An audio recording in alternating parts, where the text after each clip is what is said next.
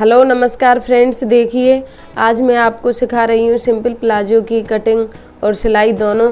तो देखिए ये जो कपड़ा है ये 2.5 मीटर कपड़ा है। इसमें से मैं आपको प्लाजो की कटिंग करके दिखा रही हूँ। तो देखिए जो प्लाजो के हमारे पास इस प्लाजो का नाप है वो है, उसकी लंबाई हमको सिलकर तैयार करनी है 39 इंच और इसकी कमर है 42 इंच और इसकी जो मोहरी है वो करनी है 26 इंच। ये कपड़ा है, ये डबल फोल्ड है। अब इसको इस तरह से मैं कपड़े को 4 फोल्ड कर रही हूँ। ये कपड़ा है, ये मैंने 4 फोल्ड कर लिया है। अब ये जो फालतू कपड़ा निकला हुआ है इसको मैं काट रही हूँ। इस तरह से नीचे की तरफ से ये कपड़ा है मैंने बिल्कुल बराबर कर लिया है। अब देखो इसमें नीचे ये फोल्ड करने के लिए मैं 1.5 इंच का कपड़ा छोड़ रही हूँ।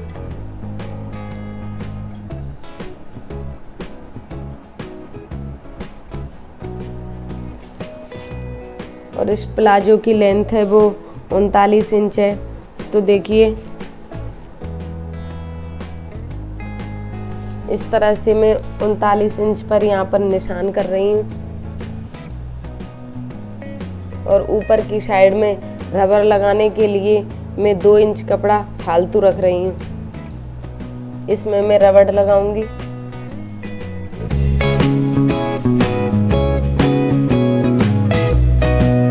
और यहाँ से इसका आसन रख रही हूँ मैं 14 इंच। और देखिए यहाँ पर मोहरी की चौड़ाई है वो रख रही हूँ मैं 26 इंच। तो देखिए यहाँ पर मैं 13 इंच पर निशान लगा रही हूँ और इस तरह से। अब देखिए ये जो मेरा निशान है ये लगकर तैयार हो गया है।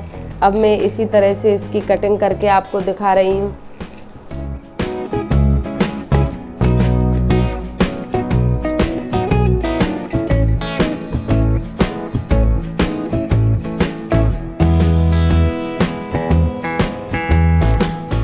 अब देखिए ये मेरा प्लाजो है, ये कट के तैयार हो गया है। अब मैं इसकी आपको सिलाई करके भी दिखाऊंगी। तो देखिए अब जो इसमें मैं लगाने के लिए म्यानी निकाल के आपको दिखा रही हूँ।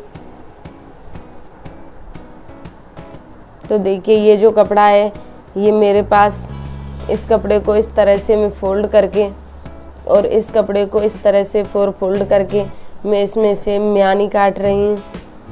तो देखिए वो हम इस तरह से काटेंगे, इस तरह से हल्की सी गोलाई देते हुए।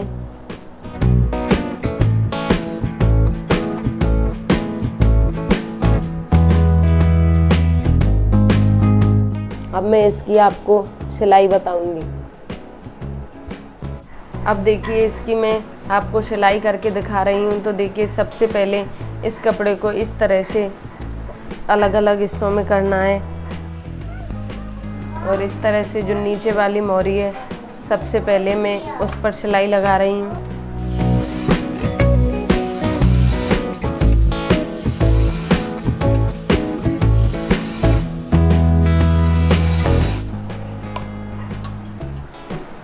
और इसी तरह से मैं दूसरी मोहरी को भी फोल्ड कर रही हूँ।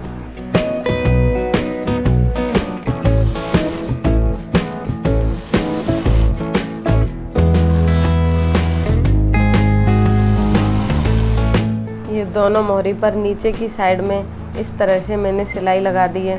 अब देखिए ये जो एक हिस्सा है इसको इस तरह से फोल्ड करके इसको नीचे से सिलना है और यहाँ आसन तक सिलना है। उसके बाद हम आसन को सिलेंगे।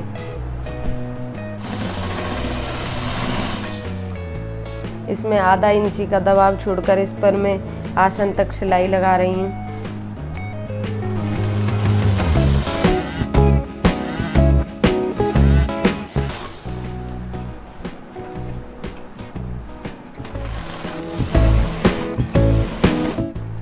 और इसी तरह से मैं इस वाले पर्दे में भी इसी तरह से सिलाई लगाऊंगी।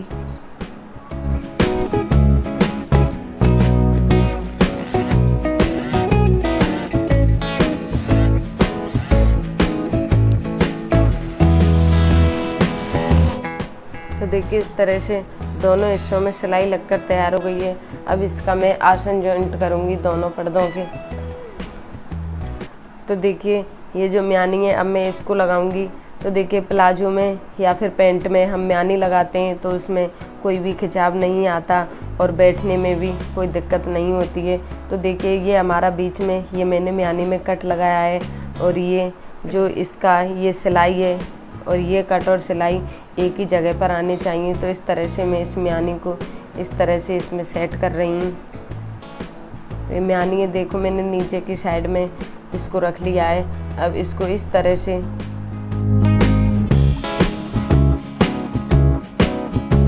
तो देखिए एक साइड में मैंने इसको इस तरह से जॉइंट कर दिया है। इसी तरह से मैं दूसरी साइड में भी इसे जॉइंट करूँगी।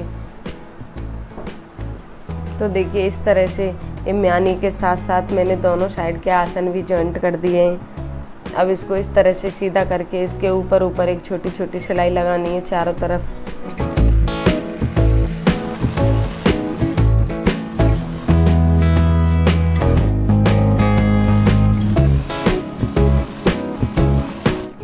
अब देखिए ये जो मेरी म्यानी है लगकर तैयार हो गई है और मैंने ये आसन भी सिल दिया है। देखिए इस तरह से आप प्लाजो में म्यानी लगाओगे तो बैठने में कोई भी दिक्कत नहीं आएगी और ना ही इसमें कोई लूजिंग है। इस तरह से आप प्लाजो बनाओगे तो बहुत ही आसान रहेगा। अब देखिए इसमें मैं रबड़ लगाऊंगी ऊपर की तरफ। यहाँ पर मैं रबड़ ले रही हूँ 14 इंच। इस तरह से रबड़ को यहाँ से लॉक करके तब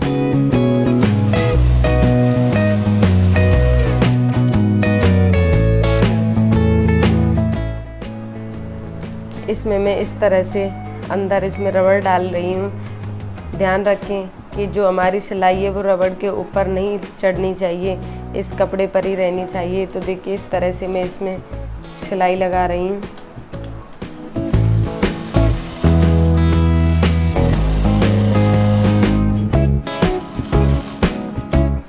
देखिए ये प्लाजो में रबड़ भी लगकर तैयार हो गई है। अब इस रबड़ में एक बीचों बीच में मैं एक सिलाई लगा रही हूँ। तो इस तरह से रबड़ को खींचते हुए कपड़े को बराबर करते हुए इस पूरी रबड़ के ऊपर मैं सिलाई लगा रही हूँ।